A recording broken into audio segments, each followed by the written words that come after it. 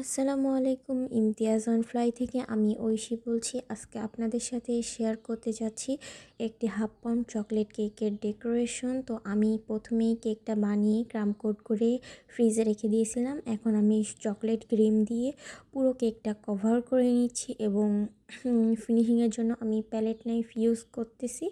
তো এখানে দেখতেই পাচ্ছেন যে আমার কেকের ক্রিমগুলো চারিদিকে স্প্রেড করে সুন্দর ফিনিশিং আনার চেষ্টা করছি।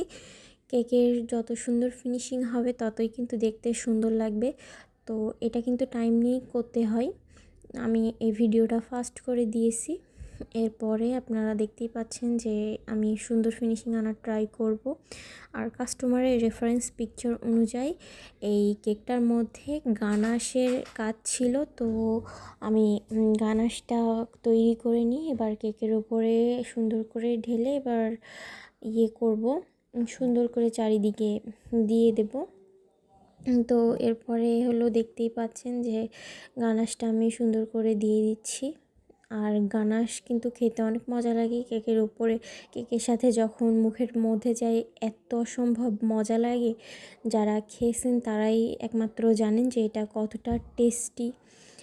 এরপরে আমার পিকচারের রেফারেন্স অনুযায়ী যেটুকু কাজ বাকি ছিল আমি এই তো গানাশ দেওয়া হয়ে গেলে আমি সেই কাজটুকু করে নেব। এই তো আমি একটা নজলের সাহায্যে ছোট ছোট কিছু ডিজাইন করে নিচ্ছিলাম। এরপরে চকলেট বার বসিয়ে দিচ্ছিলাম।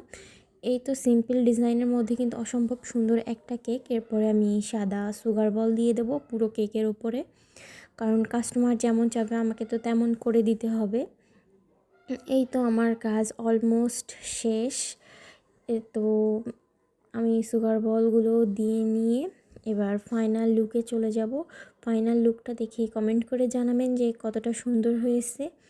আর কেকটা কিন্তু খেতে অসম্ভব মজা হয়েছে। কাস্টমার কিন্তু অনেক ভালো রিভিউ দিয়েছে। তো আজকের মতন এই পর্যন্তই।